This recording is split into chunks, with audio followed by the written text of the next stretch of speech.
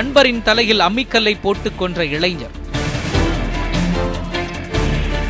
குடிபோதையில் ஏற்பட்ட தகராறால் கொடூரம்.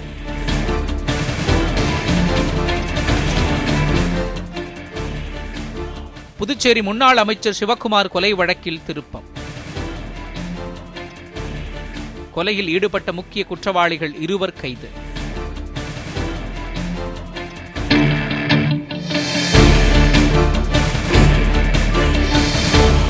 கொடுங்கையூர் முத்தமிழ் நகரைச் சேர்ந்தவர் முகமது பர்கத்துல்லா நுங்கம்பாக்கத்தில் உள்ள கறிக்கடை ஒன்றில் வேலை செய்து வருகிறார். இவரது மனைவியின் பெயர் உசேனா பானு. இவர்களுக்கு முகமது ஜாஃபர் என்கிற 5 வயது குழந்தையும் முகமது ஆசிப் என்கிற 3.5 வயது குழந்தையும் உள்ளனர். மூத்த மகன் எருக்கஞ்சேரியில் உள்ள மாநகராட்சி மழலையர் பள்ளியில் எல்கேஜியும் இளைய மகன் ப்ரீகேஜியும் படித்து வருகிறார்கள்.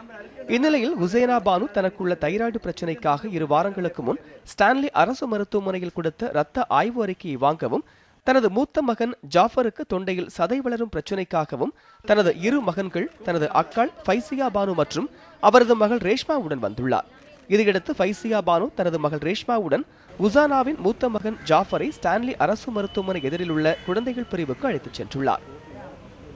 நான் எனக்கு ஸ்டமக் பெயின் அதனால காமிக்க போயிருந்தேன். எங்கள் அம்மா அவங்க அண்ணனை தொலைஞ்சாலையே அந்த பாப்பாவோட அண்ணனை காமிக்க போயிருந்தாங்க. இவங்க தான் அம்மா. இவங்க கூட தான் கூட்டிகிட்டு போனாங்க. உசைனா தனது இரத்த பரிசோதனை அறிக்கையை பெற வெளிநோயாளிகள் பிரிவின் மேல்தளத்திற்கு தனது 2வது குழந்தை ஆசிஃபுடன் சென்றுள்ளார். அங்கு கூட்டம் அதிகமாக இருக்கவே வரிசையில் நின்றிருந்தவர் ஆசிப் கையை பிடித்தவாறே நின்றிருந்தார். அறிக்கையை வாங்கிவிட்டு திரும்பி பார்த்தபோது குழந்தை ஆசிப் காணாமல் போயுள்ளார். எனக்கு டைராய்டு இருக்குது, அது ரத்தம் கொடுத்துருந்தேன். அந்த ரிசல்ட் வாங்கிறதுக்காக வரலான்னு வந்தேன். வரும்போது அந்த குழந்தைய கூட்டின்னு வரும்போது கூட தான் வச்சுட்டு நின்றுனே இருந்தேன். நின்றுனே இருக்கும்போது பக்கத்தில் நிற்கிறான் குழந்தை. அது ரிப்போர்ட்டை வாங்கிட்டு திரும்பி பக்கத்தில் குழந்தைய காணும். ஒருத்தவங்க கிட்டே கேட்ட அந்த குழந்தை இங்கே இருந்தது எங்கம்மானா ஒரு அம்மா கூட்டிகிட்டு போனாங்க அப்படின்னாங்க. அதோட தேடி பார்த்தா கிடைக்கல. பின்னர் அருகில் இருந்தவர்களிடம் விசாரித்த போது பெண் ஒருவர் குழந்தையை கூட்டிச் சென்றதாக கூறியிருக்கிறார்கள். இதுகுறித்து ஸ்டான்லி அரசு மருத்துவமனை காவல் நிலையத்தில் உசேனா புகார் அளித்துள்ளார். கம்ப்ளைண்ட் கொடுத்துருக்கோம். அவங்க ஒரு இன்ஸ்பெக்டர் கூட காமிச்சிருந்தாங்க. போலீஸ் லேடிஸ் கூப்பிட்டேன். எல்லா வார்டும் எல்லாமே செக் பண்ணோம். ஒரு குழந்தை கிடைக்கவே இல்லை. குழந்தை எல்லா இடத்துலையும் போய் செக் பண்ணோம். மேலே வார்டு, இந்த லஞ்சு, கேன்டீன் எல்லாமே செக் பண்ணோம். எங்கேயுமே இல்லை.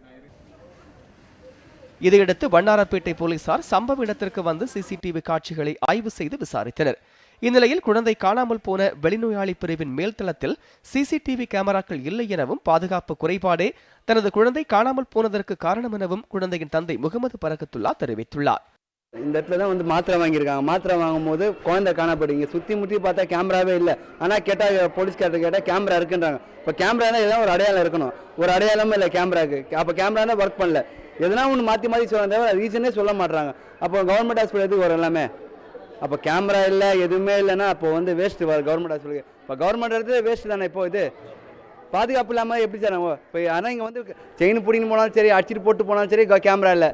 கேட்டால் யாருன்னு தெரியாது.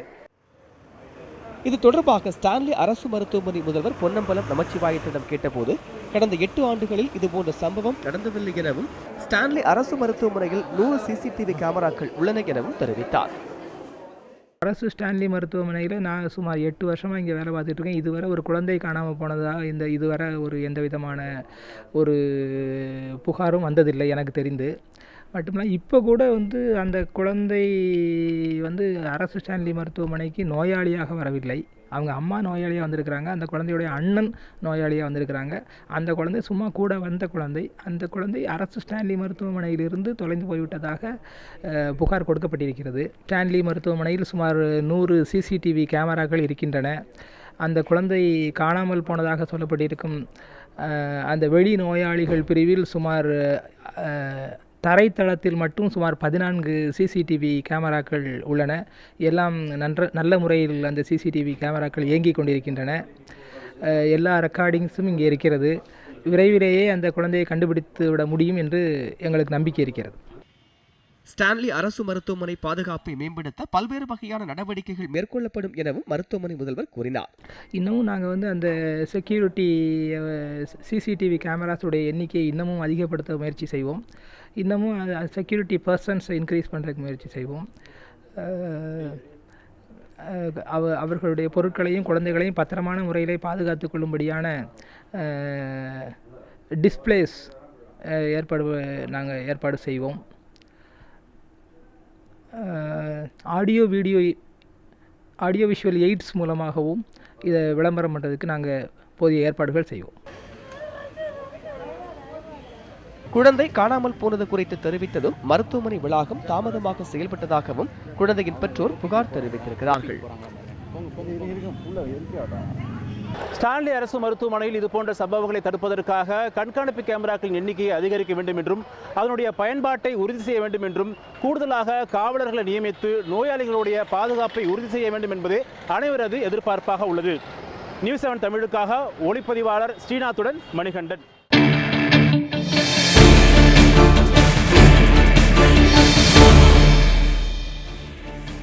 நாகை மாவட்டம் மயிலாடுதுறையில் ஓய்வு பெற்ற கல்லூரி பேராசிரியர் வீட்டில் கத்தியை காட்டி மிரட்டி 30 சவரன் தங்க நகைகள் மற்றும் 20,000 ரூபாய் பணம் கொள்ளையடிக்கப்பட்டதை அடுத்து போலீசார் வழக்கு பதிவு செய்து விசாரணை மேற்கொண்டு வருகின்றனர்.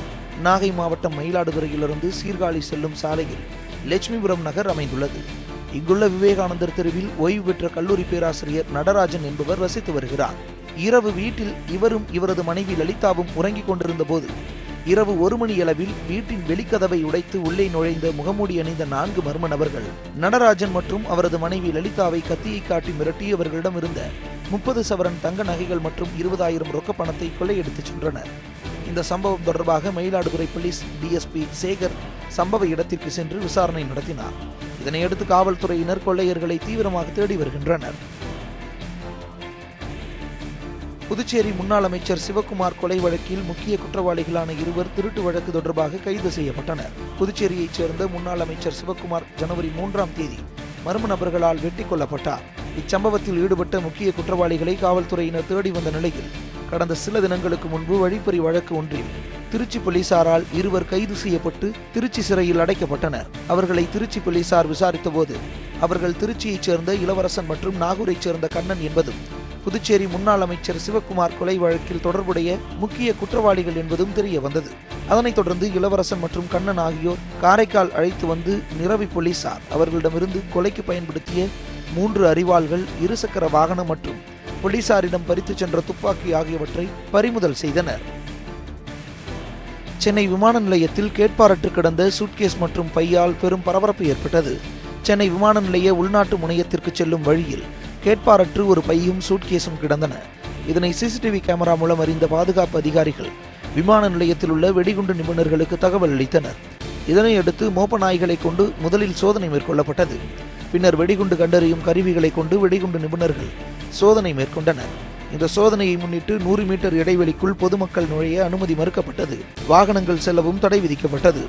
சோதனையின் முடிவில் அவற்றில் வெடிகுண்டு ஏதும் இல்லை என்பது உறுதிப்படுத்தப்பட்டது.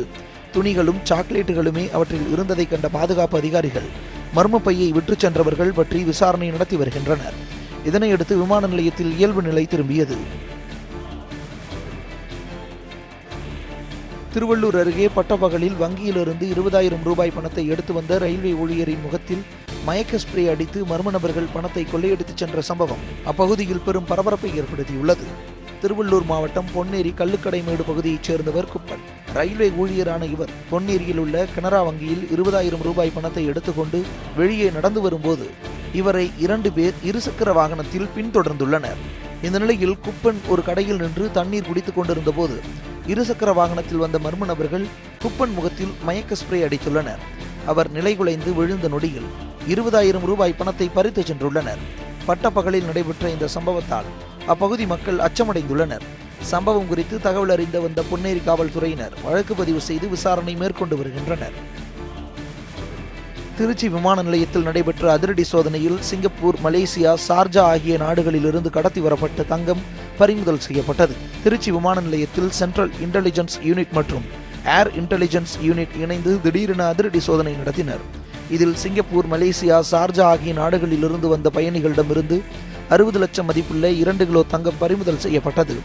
மேலும் கடத்தல் தங்கத்தை வாங்க விமான நிலையத்தின் வெளியில் காத்திருந்த அதிராம்பட்டினத்தைச் சேர்ந்த அப்துல் காதர் ஜெயிலானி, நாகூரைச் சேர்ந்த முகமது சகாபுதீன் ஆகிய இருவர் கைது செய்யப்பட்டனர். அவர்களிடமிருந்தும் தங்கம் பறிமுதல் செய்யப்பட்டது.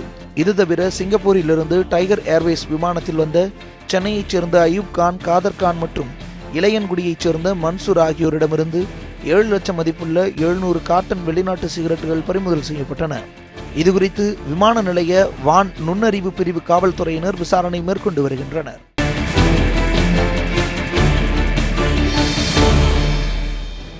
விருதுநகர் மாவட்டத்தில் ஆசிரியர் ஒருவர் மாணவரை தாக்கியதில் மாணவரின் இடது காது உணர்ச்சியற்று போனதை அடுத்து அவர் சிகிச்சைக்காக மதுரை அரசு மருத்துவமனைக்கு அனுப்பி வைக்கப்பட்டார். ராஜபாளையம் அருகே வேதநாயகபுரத்தைச் சேர்ந்தவர் வெனிகல் ஜபராஜ். இவரது 2வது மகன் அதிசய பிரபு அங்குள்ள தனியார் ஆண்கள் மேல்நிலைப் பள்ளியில் 10ஆம் வகுப்பு படித்து வருகிறார்.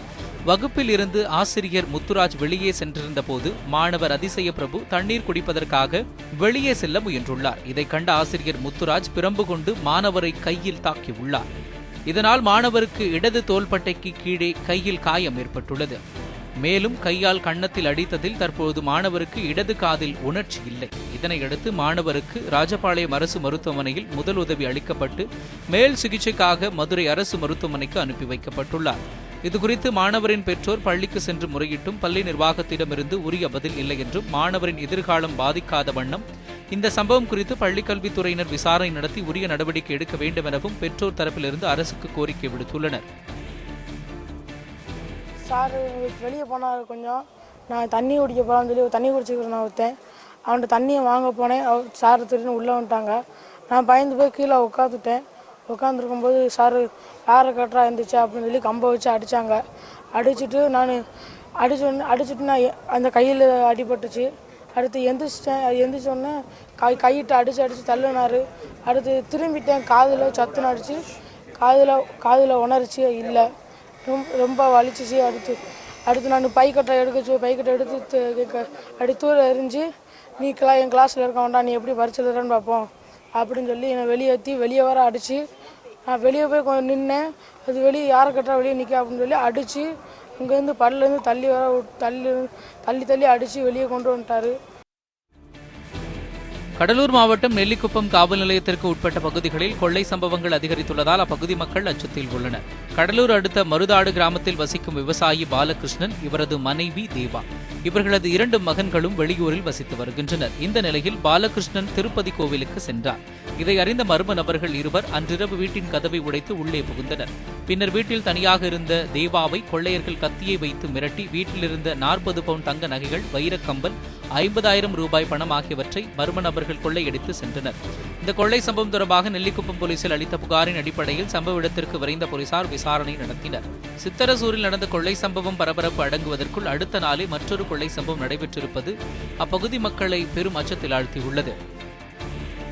மதுரை பாண்டி கோவில் அருகே மர்மமான முறையில் இரத்த காயங்களுடன் பெண் பிணம் கண்டெடுக்கப்பட்டதை அடுத்து அவர் கொலை செய்யப்பட்டாரா அல்லது விபத்தில் உயிரிழந்தாரா என போலீசார் விசாரணை மேற்கொண்டு வருகின்றனர். மதுரை பாண்டி கோவில் சாலை சந்திப்பு அருகே பல மாடி கட்டிடத்தின் கட்டுமானம் நடைபெற்று வருகிறது. இதன் அருகே தலையில் காயம் ஏற்பட்ட நிலையில் பெண்ணின் உடல் கிடப்பதை பார்த்த பொதுமக்கள் இதுகுறித்து காவல்துறையினருக்கு தகவல் தெரிவித்தனர். தகவல் அறிந்து விரைந்து வந்த போலீசார் அப்பெண்ணின் உடலை கைப்பற்றி பிரேத பரிசோதனைக்கு அனுப்பி வைத்தனர். முதற்கட்ட விசாரணையில் இறந்தவர் அப்பகுதியில் கூலி வேலை செய்து வரும் பொட்டம்மாள் என்பது தெரியவந்தது. இதுகுறித்து வழக்கு பதிவு செய்த காவல்துறையினர் பொட்டம்மாள் கட்டிடத்தின் மேலிருந்து தவறி விழுந்து இறந்தாரா அல்லது யாராவது அவரை கொலை செய்து வீசி உள்ளனரா என விசாரணை நடத்தி வருகின்றனர். கோவை மாவட்டத்தில் மது போதையில் ஏற்பட்ட தகராறில் இளைஞரின் தலையில் அவரது நண்பரே அம்மிக்கல்லை போட்டு கொலை செய்த சம்பவம் அதிர்ச்சியை ஏற்படுத்தியுள்ளது. கோவை வெள்ளலூர் மகாலிங்கபுரம் சக்தி ஈஸ்வர் நகர் பகுதியைச் சேர்ந்தவர் மனோஜ் மேனன். கார் ஓட்டுநரான இவர் பெற்றோருடன் அப்பகுதியில் வசித்து வந்துள்ளார். இவரது நண்பரும் கட்டிட தொழிலாளியுமான சேலத்தைச் சேர்ந்த சித்தேஸ்வரனும் இவருடன் தங்கி வந்துள்ளார். இந்த நிலையில் இரவு நண்பர்கள் இருவரும் மனோஜ் மேனன் வீட்டு மாடியில் மது அருந்தியுள்ளனர். போதையில் இருவருக்கும் இடையே தகராறு ஏற்பட்டுள்ளது. இதில் ஆத்திரமடைந்த மனோஜ் மேனன் அருகில் இருந்த அம்மிக்கல்லை எடுத்து சித்தேஸ்வரன் தலையில் போட்டுள்ளார். இதில் சம்பவ இடத்திலேயே சித்தேஸ்வரன் தலை நசுங்கி பரிதாபமாக உயிரிழந்தார். சித்தேஸ்வரனின் அலறல் சத்தம் கேட்டு அக்கம் பக்கத்தினர் வர துவங்கியதும் மனோஜ் மேனன் சம்பவ இடத்தில் இருந்து தப்பி ஓடியுள்ளார். அப்போது ரோந்து பணியில் ஈடுபட்டிருந்த காவல்துறையினர் சந்தேகத்தின் பேரில் அவரை பிடித்து விசாரித்துள்ளனர். அதில் மது போதையில் அவர் கொலை செய்தது தெரியவந்துள்ளது. இதனையடுத்து மனோஜ் மேனனை கைது செய்த போத்தனூர் காவல்துறையினர் சம்பவ இடத்திற்கு சென்று சித்தேஸ்வரனின் உடலை கைப்பற்றினர். இந்த கொலை சம்பவம் தொடர்பாக மனோஜ் மேனனிடம் காவல்துறையினர் விசாரணை மேற்கொண்டுள்ளனர். தருமபுரி மாவட்டம் பாலக்கோடு அருகே பெண்ணிடம் நூதன முறையில் 5 பவுன் தங்கத்தை திருடிய நபரை போலீசார் தேடி வருகின்றனர். பாலக்கோட்டை அடுத்த சீகல்ஹள்ளி கிராமத்தைச் சேர்ந்தவர் விஜயா. இவரது கணவர் ரஞ்சித் குமார். இவர்களுக்கு 2 பெண் குழந்தைகள் உள்ள நிலையில் இவர்கள் குடும்பத்துடன் ஊருக்கு ஒதுக்குப்புறம்பாக தோட்டத்தில் குடியிருந்து வருகின்றனர். இந்த நிலையில் ரஞ்சித் வழக்கம் போல பணிக்கு சென்றார். அதன் பிறகு வந்த மர்ம நபர் தான் ரஞ்சித்தின் தங்கை கணவருக்கு சொந்தம் என்றும் ரஞ்சித்தின் நெருங்கிய நண்பர் என்றும் கூறி அறிமுகப்படுத்தியுள்ளார். மேலும் ரஞ்சித் விஜயா தம்பதியினருக்கு ஆண் குழந்தை இல்லை என்கிற கவலை இருப்பது குறித்தும் பேசியுள்ளார். இதனையடுத்து விஜயா அவரை முழுமையாக நம்பியுள்ளார். இதனையடுத்து ஆண் குழந்தை வேண்டுமென்றால் வீட்டில் பூஜை செய்ய வேண்டும் என்று கூறி மயக்க திரவம் கொண்டு விஜயாவை மயங்க செய்துள்ளார். இதன் பிறகு விஜயாவின் கழுத்தில் இருந்த 5 பவுன் தங்க நகை மற்றும் காதில் இருந்த கமல் போன்றவற்றை எடுத்து சென்று விட்டார். இதுகுறித்து விஜயா புகார் அளித்ததை அடுத்து போலீசார் விசாரணை மேற்கொண்டு வருகின்றனர். செயினை கழட்ட சொல்லிட்டு அந்த மருந்து பூசினா அது ஒத்துக்காதுன்னு சொல்லிட்டு சாமி ரூமில் படுக்க சொன்னார். சாமி ரூமில் போய் படுத்தது சாமி ரூமில் வச்சிட்ட நகையை போய் அங்கே ரூமில் படுத்துட்டு இருந்தேன். அப்புறம் கை கால்லாம் அதிர மாதிரிக்குது, வேற எதனா போட்டுன்னு இருந்தால் கழட்டிடுமா அப்படின்னு சொன்னார். தோடு அது கழட்டி அவர்கிட்டயே கொடுத்துட்டு அப்புறம் மறுபடியும் வந்து சரிம்மா ஒரு 1/4 மணி நேரம் கழிச்சு நீ எழுந்து வந்துருமா அப்படின்னு சொன்னார். 1/4 மணி நேரம் கழிச்சு இல்லை ஒரு 1/2 மணி நேரமே படுத்துட்டு இருந்தேன். அதுக்கு முன்னாடி வந்து பார்த்தா யாருமே ஆளே இல்லை.